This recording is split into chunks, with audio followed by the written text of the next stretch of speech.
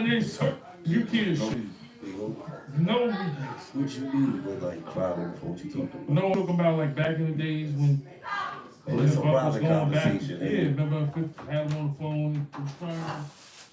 That was on the internet? Yeah, back in the day. Oh, no, I ain't oh, yeah, that was a long time ago. Oh. You don't feel that. You don't beat the world. What level he was crying about that? I think 50 pays the taxes. Back and forth, right?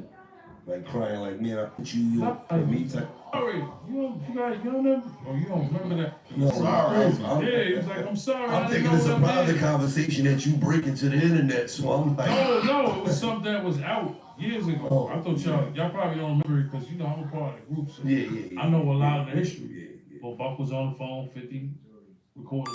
Yeah, he was like, I'm sorry. You know what I'm saying? See, I hope he thinking that be 50. I be thinking that's Boo Boo.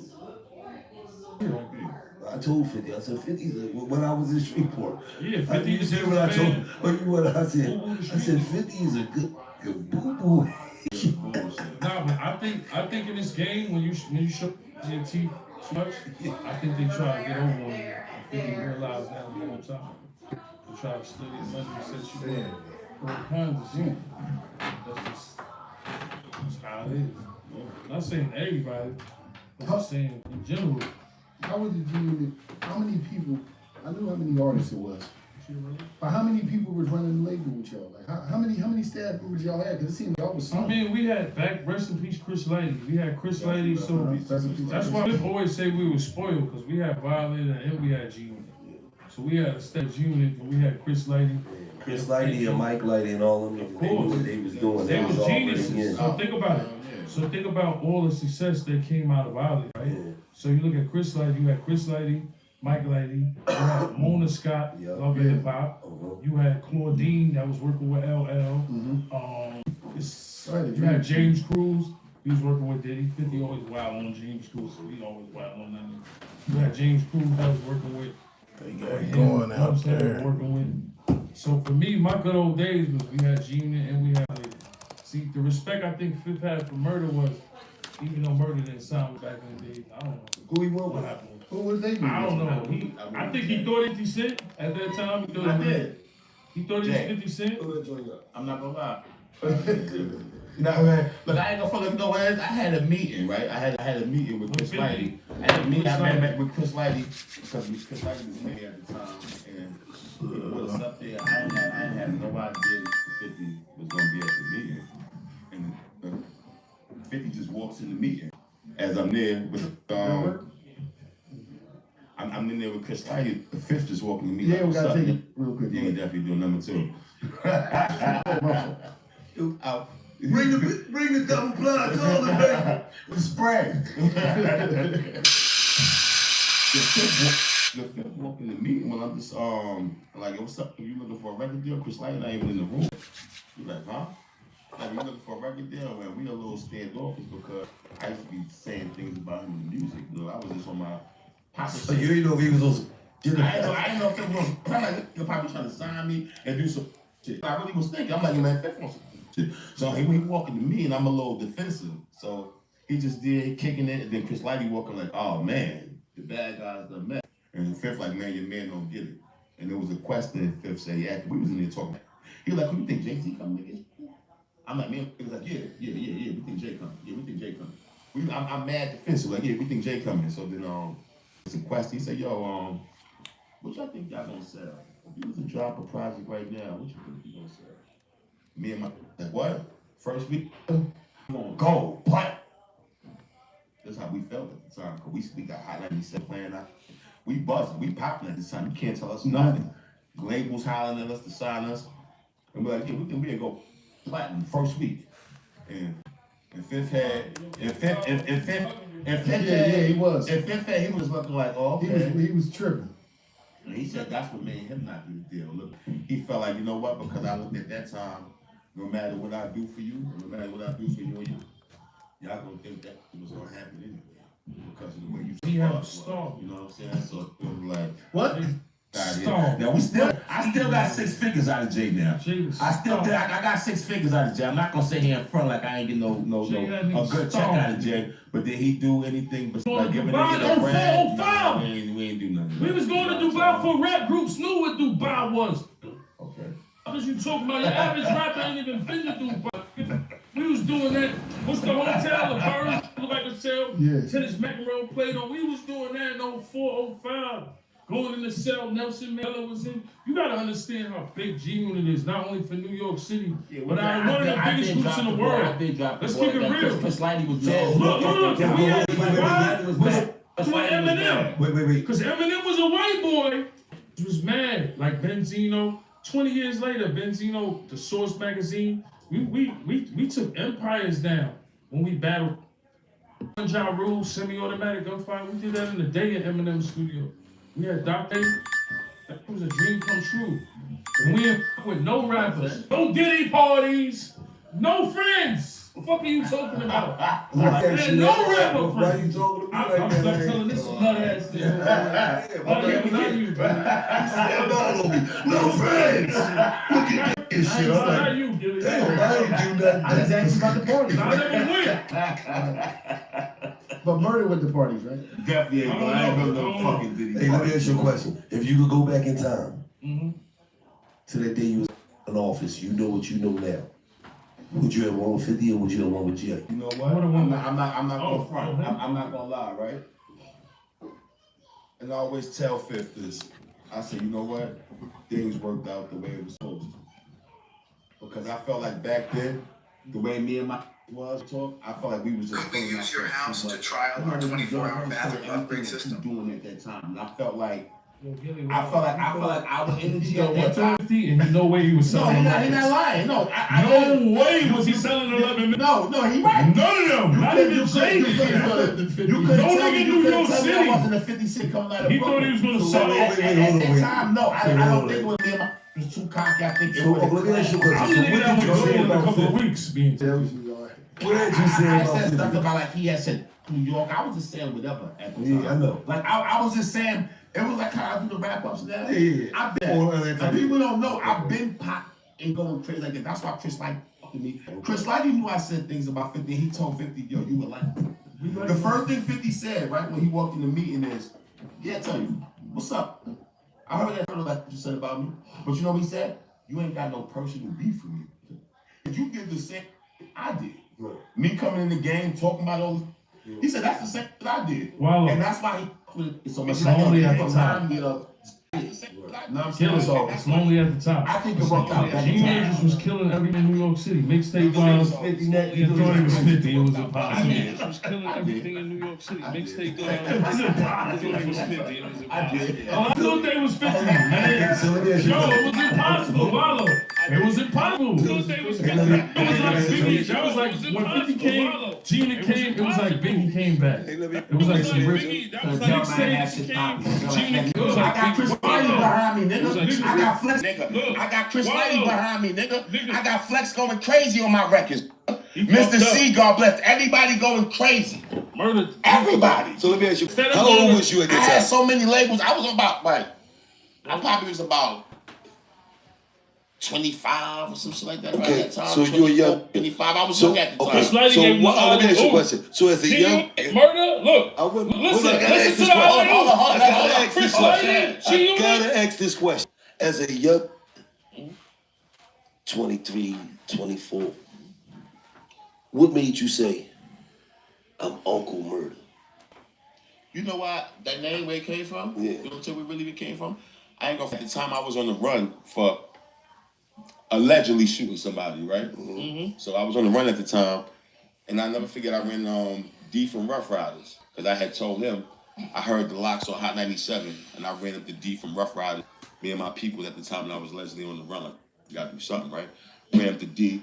I spit some shit when I heard the locks on the radio. I spit some for them, and they like the truth. So I started with D in them at the time. But I told him my situation, like, yo, I got shot. I might be on the run, but by the time I get caught, he probably heal up. I don't think he gonna go to court and snitch on me. But right now, I got and then Up with D, I'm like, yeah. They're like, yo, you like this nigga. Yeah, I'm like, yo, up with D, D-O-Y. They were like, they really like crazy. Like, yo, the nigga want to run for a shooting. Yeah, the nigga rap though. You know what I'm saying? That's where I need to be, right? So one time with my uncle who made the beats at the time, my uncle Pete at the time, shout out to him. He had his kids with us when I did them, and I was staying in his basement at the time, and my name was Murder. My man used to call me L Murder. It was always Murder. But the kids, because I was staying with my uncle, they used to just call me Uncle Murder. So D heard me. The kids did. They're like, yo, Uncle Murder, Uncle Murder. He had the kids calling me Uncle Murder. He like, yo, I like that. Yo, that's a little slick name. You should call yourself Uncle Murder. Because I was just L Murder at the time. And D actually kind of convinced me from way back then to just run with that whole Uncle Murder. But you wasn't a young boy like, man, I ain't calling myself uncle. I did feel like that. Was like, uncle. But it was like, you know what?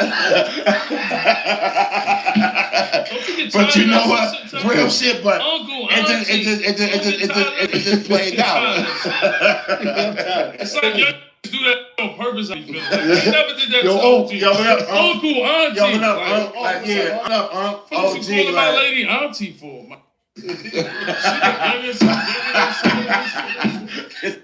Uncle, auntie. Think about tomorrow. No, I'm just saying the younger generation. We never did that to them. Crazy. So what just came out? Is you calling my Chinese auntie, nigga? Uncle, auntie. Like, you don't get tired of this? But no, that was like that whole uncle came up too deep, man. I ain't gonna even hold you, man. No diddy. Hey, you ain't gonna hold me? You off the road. Nah, my nigga Puff Daddy, nigga. 18-wheeler gonna run you off the road. Puff Daddy, nigga. Did he do it? 18-wheeler gonna run that nigga off the road. Crazy, man. I appreciate y'all. Y'all niggas crazy. With y'all, man. Yeah, I mean, this was appreciate y'all having us, man. Man, this was some fun. It's crazy, man. No, you crazy. New Year. I ain't gonna lie. I thought Yayo was gonna pick you up a couple times. Well, I was actually. You can't beat me, man. You can't beat me, man. About that weed, though, he was. I was asking him questions. I'm telling you, you gonna beat Wild. He was worried about him for smoking all the weed. All the weed, smoked like 3 blunts on it. Nigga, it be my weed. Yeah, like, you gave me the Gilly Wong. He gave me weed too. Which you ain't roll your weed. That's my man. yours to the last minute. He put his weed in his pocket. Yo, I'm just saying, man. Yo, Queen, we had Fruit Loops Frosted Flakes. Him and his brother fight over the studio. They different. Brooklyn different. Brooklyn was a little harder. You know the vibe. Know what I'm saying? We had Fruit Loops Frosted Flakes. Well, Legal Queens got the best rappers ever came out of New York. We're not gonna say that. We're not gonna say that. They beat the Brooklyn, right? We're not gonna say the best. Just because you have the most, don't mean it's the best. Talk. They got from start you to hear that? finish there. I'm not arguing. Man. Just because you have the most, We don't had mean Run you got the DMC. best. That's all we did was Run DMC. We started Marley it. Marl. Who started Def Y'all had Jam? Marley Marl. Marley Marl, Marl, bro. Big Big Daddy Daddy Kane. Kane. And Big Daddy Kane that is was his claim to fame. Look, Coogee Rap. Yeah, Biz. Marley Marl, bro. Grab the Brooklyn. Marley Marl. What you saying, bro? Where's the Marley Marl, bro. Big Daddy who Kane, was the nigga. first rapper? The hip, the hop, the bib, and the bag. That's from the Bronx. That was, what's that, Millie Mellon? That was from the Bronx. Yo. So what y'all got going tonight? Another beautiful day. So yeah, let's get to it in a second. We're gonna get to it here in a second.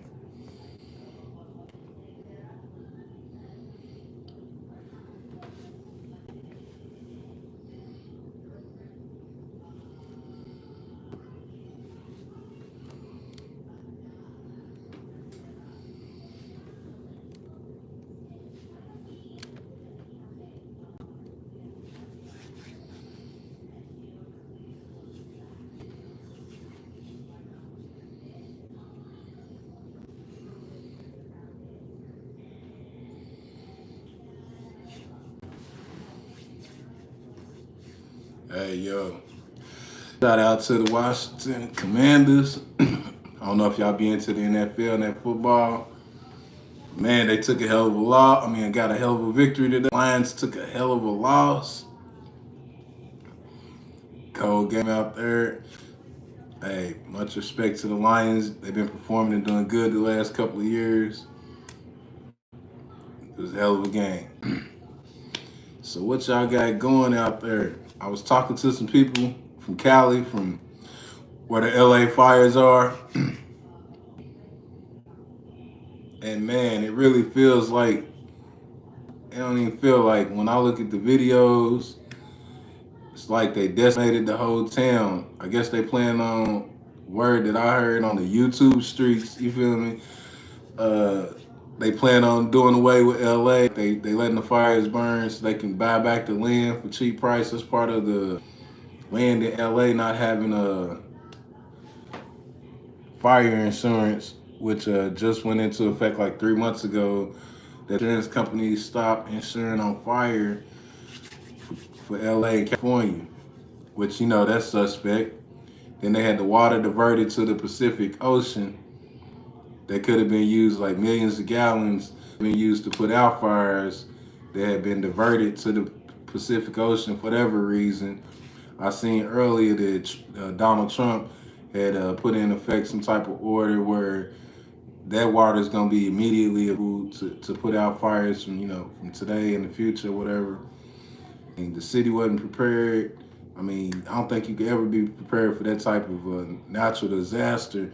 But we want to, you know, from Pure Hustle TV, we just want to send out our respect, our condolences to any lives lost, and just, you know, show some appreciation for life and respect for life.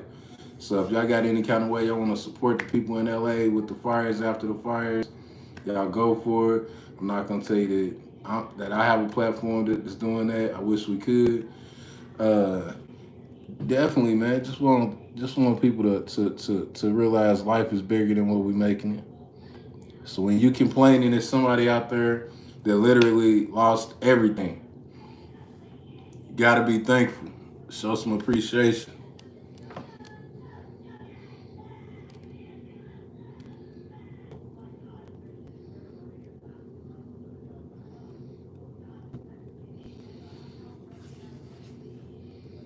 Yeah, those fires was crazy. So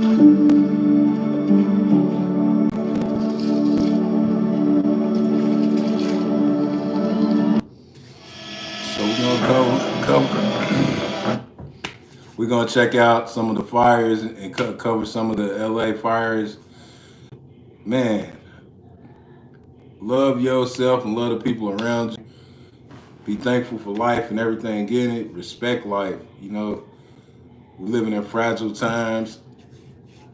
Shit. All I can tell you is love who love you. Love who loves you. Appreciate the people that appreciate you. Devastation comes to California. All right, dude. Yeah, let's get out of here. Residents flee for their lives. There's nothing we can do now, bro.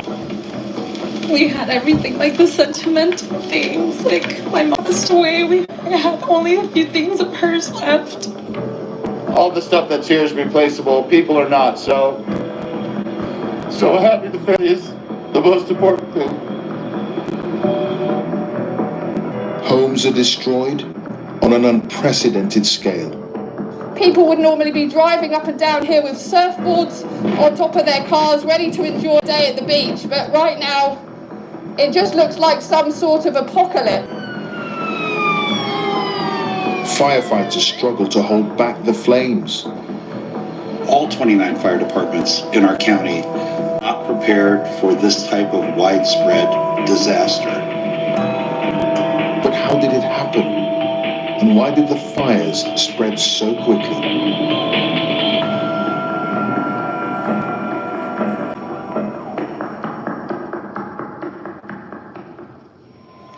Los Angeles is America's biggest city on the West Coast. And here are used to wildfires. They've destroyed homes and businesses time and time again. But no one could have predicted the scale of the tragedy about to unfold when news first broke of one fire in one community.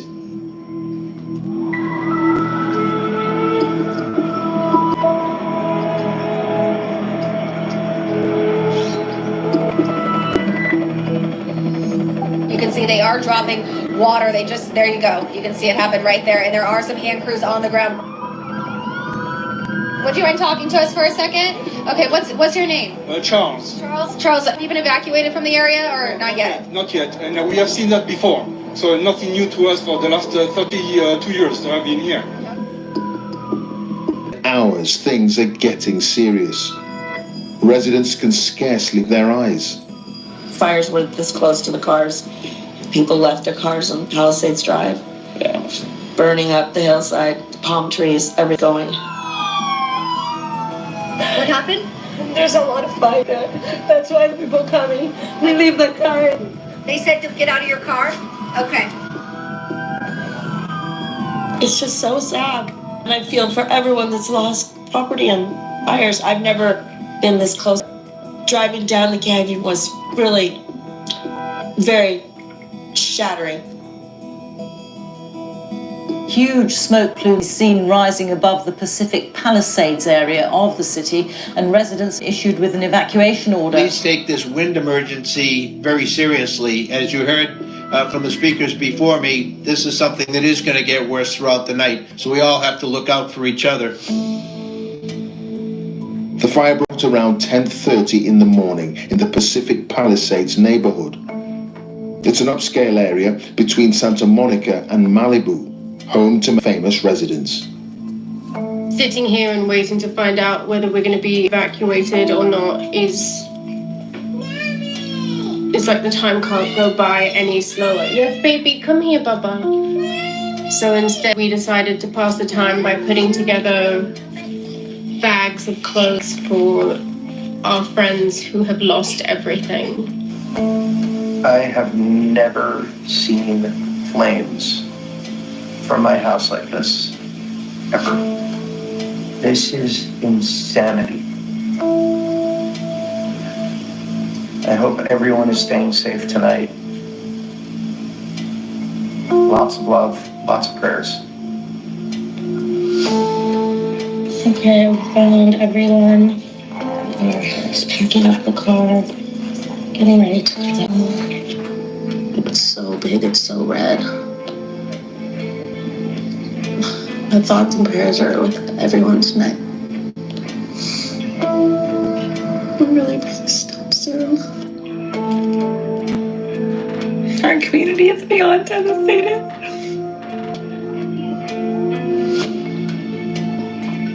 We are all pulling together.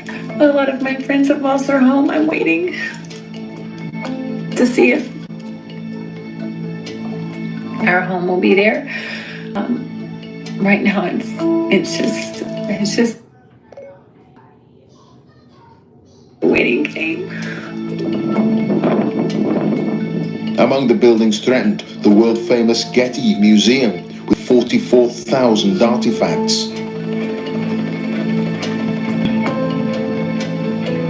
I have the waves crashing in front of me here on PCH, and I have the flames behind me here on the hill after coming off the Tabasco Canyon, where embers were being blown around. The high school caught fire, homes burning on either side, and that fire over the last few hours look at the gust right now. It's literally pushing, it's going south, so it is just throwing these flames over these hills and through these canyons.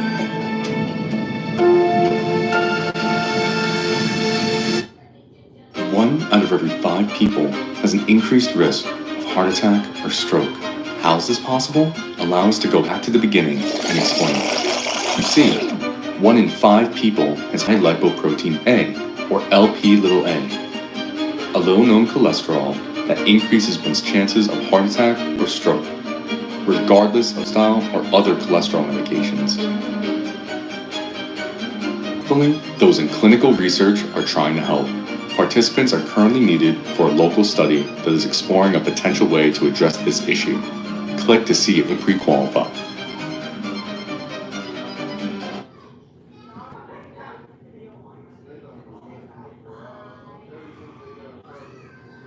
I want to show you how to buy tax lien and deed property for anywhere from 70 to 95% below market value and earn yourself a secure, predictable 18 to 36% interest that is backed by the government and secured by real estate. So I'm sure, as you know, currently your cash is turning to trash. Smart investors are loading up on real assets like real estate through tax lien and deed investing. So this sounds nuts, but there's a picture of a property here on the screen and it's worth 75 grand. I bought it for just 6,100 bucks. This thing is a funeral home and a limousine business, and it pays me $1,000 per month in rent. And these types of deals are only possible through tax lien and deed investing. And now is really one of the best times to do it. So if you want to get tax lien and deed property for 70 to 95% below market value, there are 3 key steps that you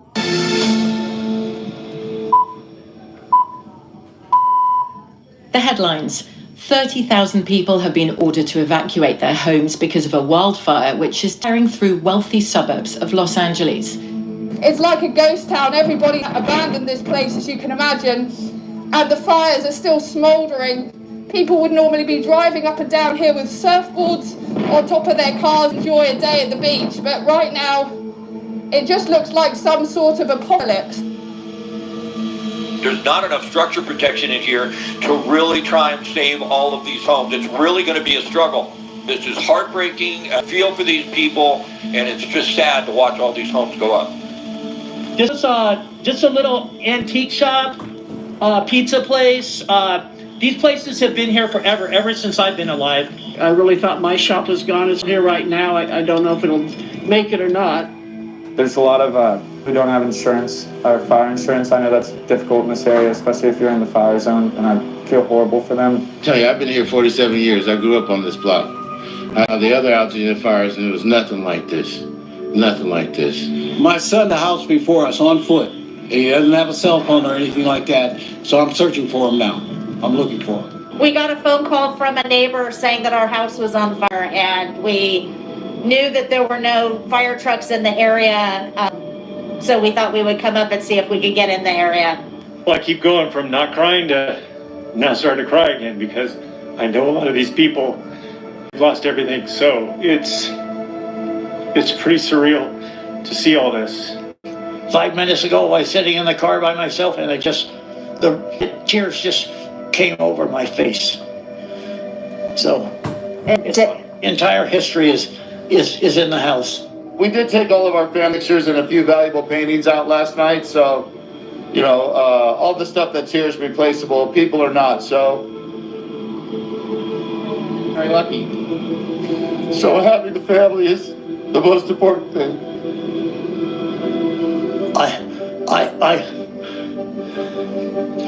I'm going to break down again. That's what I feel. It's my whole life. Everything there. So lost everything. You shape up. You're supposed to be a support. Anyway, I'm okay. I'll be okay. I'm tough, and we'll start over. Even though I'm 91 years old, I'll start over again. The difference with this is that we've had these huge 50 to 80 mile an hour winds, still windy, and so it didn't matter where the fire started yesterday, but the embers flew everywhere. Let's go back to Emma Vardy now. And Emma, this area is no stranger to wildfires, but nothing would have prepared them for this. What makes this so different is that there are so many fires burning at once, and they're burning so close to residential areas. Now, emergency crews on the ground have admitted they just don't have enough people to deal with the developing situation, and some of those fires are still growing in size. The hillsides are still burning behind us, and every time the winds blow, there's a gust of wind, we're just seeing flames up on the hillside there burnt back into life. A reminder of how unpredictable this fire is and how much the winds have been driving it and making life so difficult.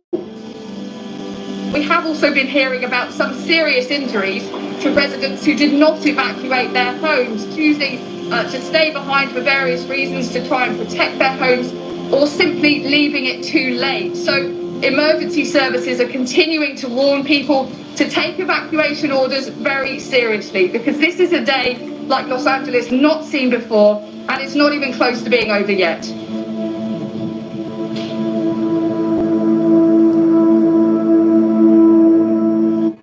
This is what Ivy League universities you can get into with a 3.6 GPA. 90% of students. Is CBS News on the Hour. The Southern California wildfires are not only some of the most destructive in state history, they've turned deadly. At least 5 lives now reported lost. Overnight, destruction continued. 15,000 buildings had been burned, and 100,000 people.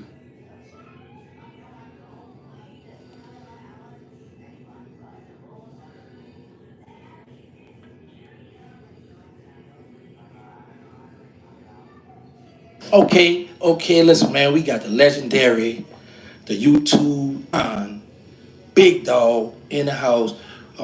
First of all, thank you for even coming here, taking the time out, and I'm gonna tell y'all this, he a real one, because he put up by himself.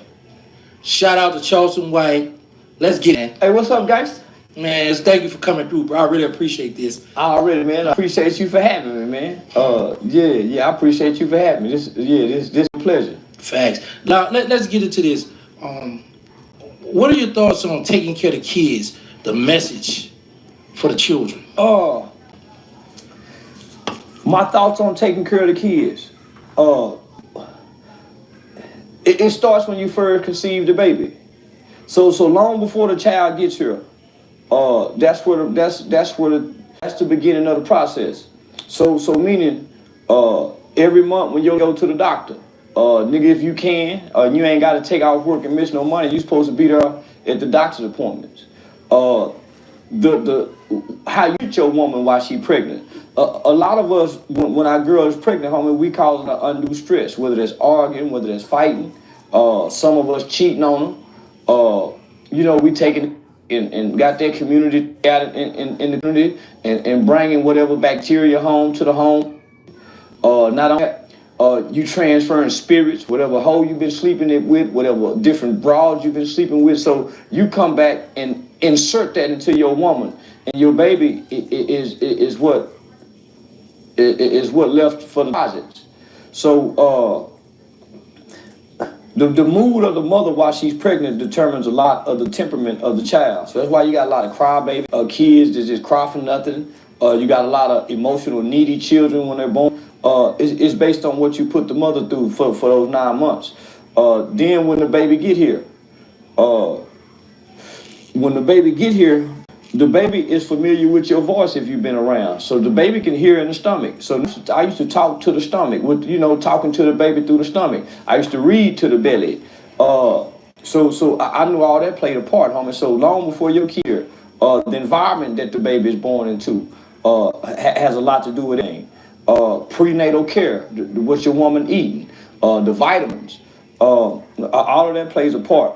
Most of our project girls, homie, they don't get the proper kind of prenatal care when the baby is born. They ain't eating the right vitamins.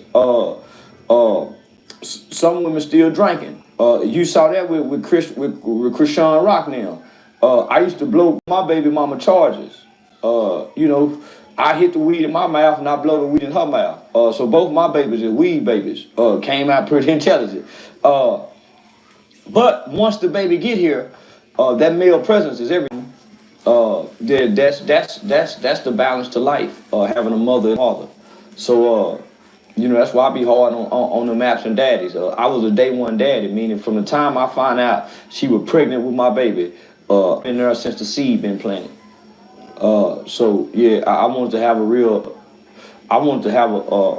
a impression upon my children, and I just didn't want the mother to.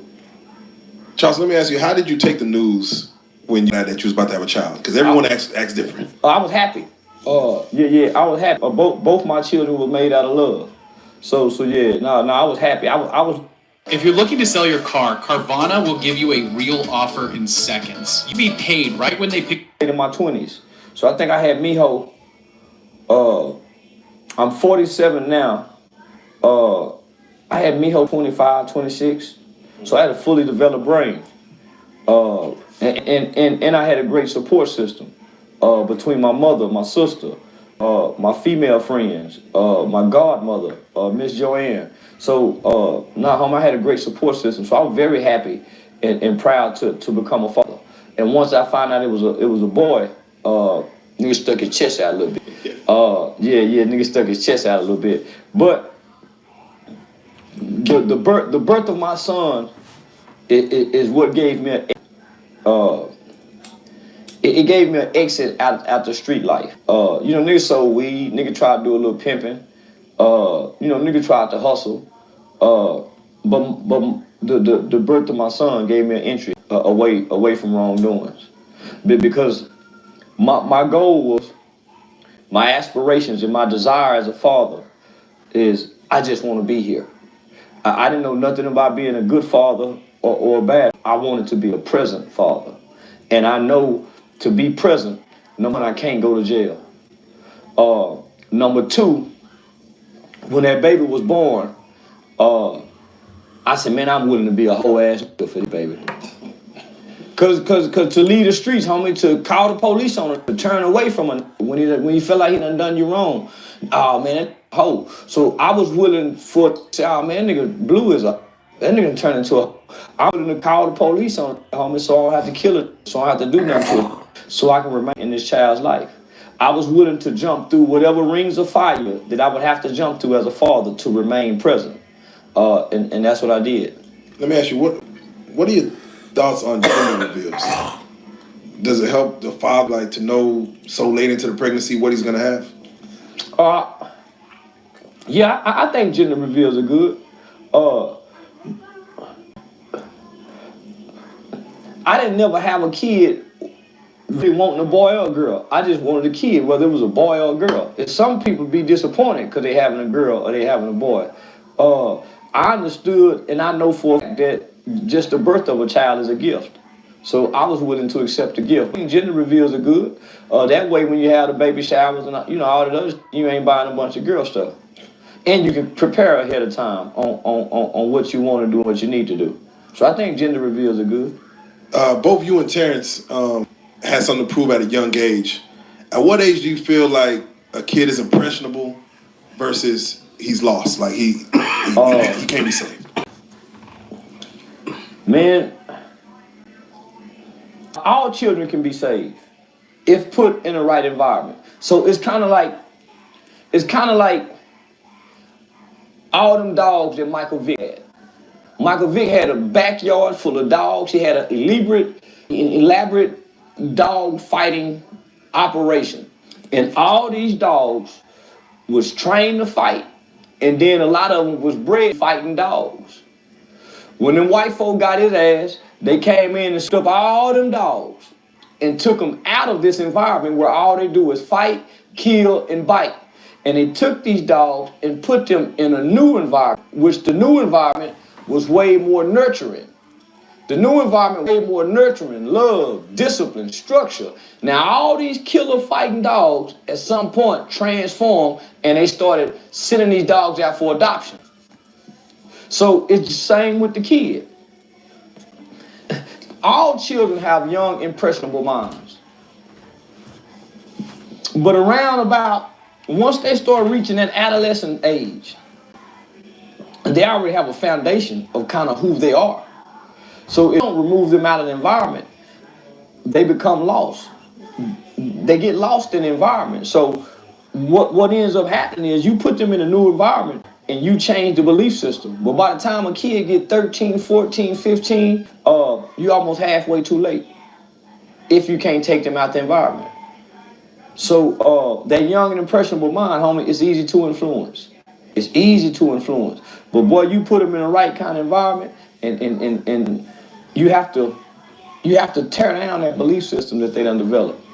Most psychologists believe you are who you are by the time you're 5 based on your temperament, based on your 0 to 5, that nurture stage, that 0 to 5. So it's a lot of kids, homie, at 14, 15, 16, 17, based on what they was taught and how they was raised and where they was raised, from 0 to 5 is kind of the foundation of who they are. All right, let's switch gears here. I want to know your perspective on inmates turning to YouTube.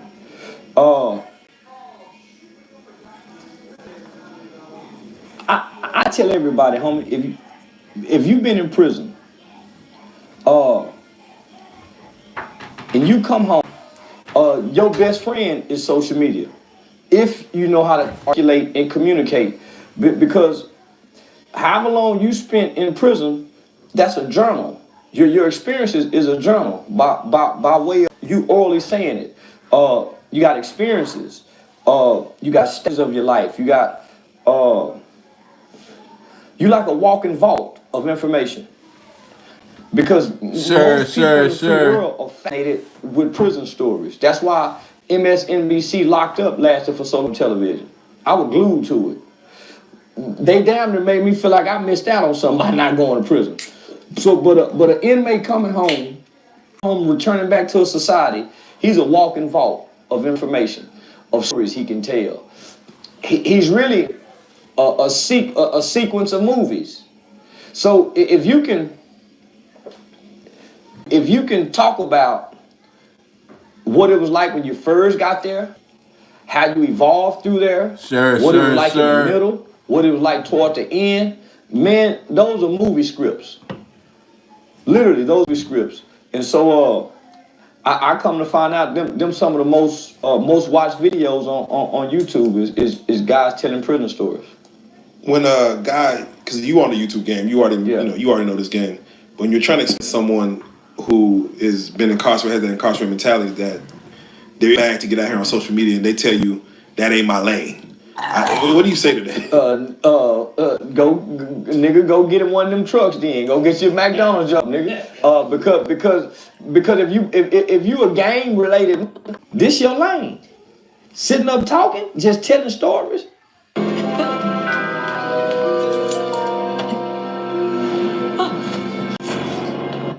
Because you tell these stories everywhere you go. Everywhere you go, any nigga been locked up, end up telling a prison story. He ended up having to go somewhere to explain what it was like. And he's talking about prison all the time. He's with his prison buddies talking about what happened in prison. So why wouldn't you learn to get in front of the camera? These are some of the, I wouldn't say highest paid, but man, there's some of the most watched content on YouTube.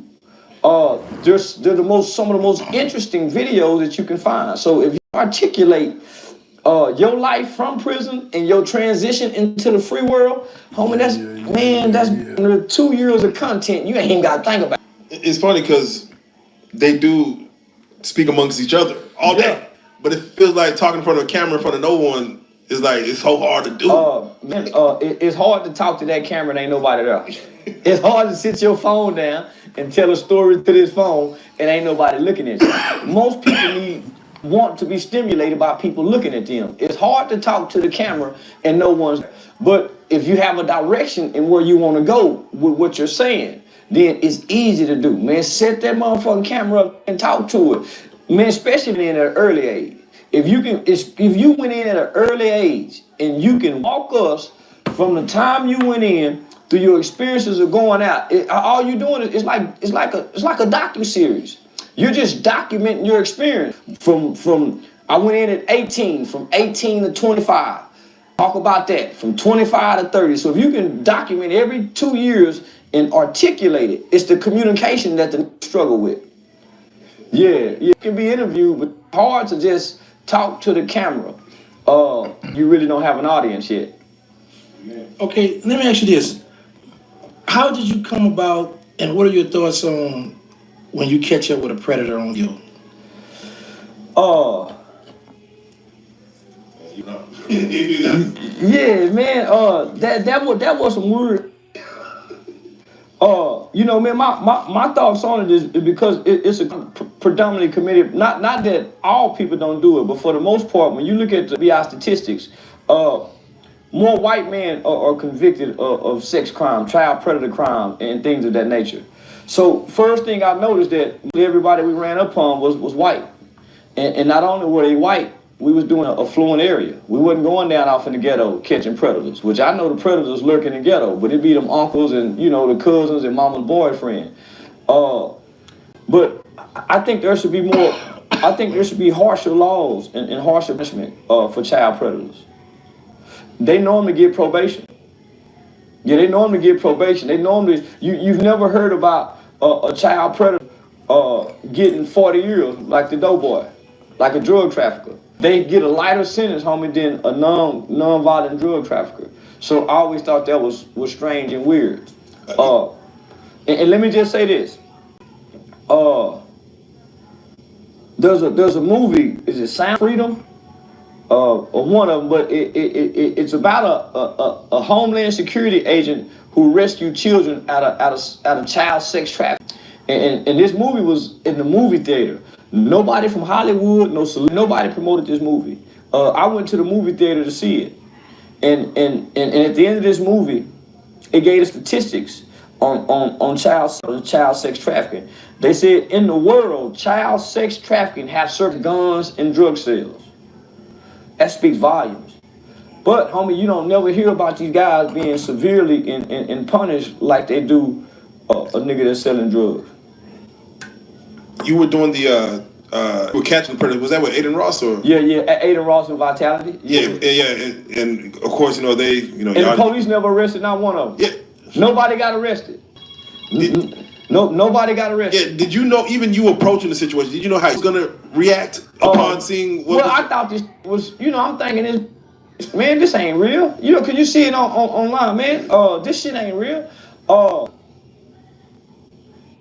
Did you know Colonial Penn offers guaranteed access life insurance for those aged 50 to 85 in most states? So if you're concerned about I ain't know how to approach this, homie, because they said what we can't do. So I brought all these, my tasers. I wanted to shoot that bar spray on their ass and put that mace. Nigga, I wanted to see, and they said, man, we can't do this because it'll hurt the case. So they document everything and end up sending it to the prosecutors and the police officers, and then on the back end, they pursue these guys. But nobody was arrested on the spot. There's a story about a guy named Jarvis Butts who was with a 12-year-old. It's like a big story. And she came up missing. I heard about it. Yeah, last year. He's a family member, wasn't he? Yeah, he's a family member. They, uncle, niece. One of them perverts. When you hear stories like that, a 41-year-old, and they read the text messages in court to where, I know a lot of people probably don't remember, but back in the 90s, around 13, 14, that's when people were trying to be promiscuous, but 41-year-old uncle messing with 12-year-old, now she's missing. How many stories do you feel like this go on that we don't hear about? A lot. So, man, when I was in the Texas Youth Commission, we used to have to go to therapy, to group. So it'll be 16 of us in a group, and we would have to do. So we did psychodrama therapy. We would have to do a life story, an offense cycle, then a recidivism, right? So our life story, we'd have to fill out these sheets of paper, and you go back to your earliest memory, and it would ask you questions from your earliest memory on all the way up until you get your crime. So they got your CPS files, they got your whole life on file. So most people had to be truthful. Man, I used to get in them group sessions, homie, and hear through their life stories. And hear about them getting molested by their uncles. And hear get molested by their uncles. So one in particular, man, one of my Mexican partners from Dallas, him and his sister both will be molested by the uncle. I done heard that a lot of times, homie. And then when I grew up and started working with kids, going into the boys' home, I started finding out a lot of not just girls, a lot of guys get molested. That's where a lot of the violence come from. You start hearing about when they get on death row, it's time for them to death penalty.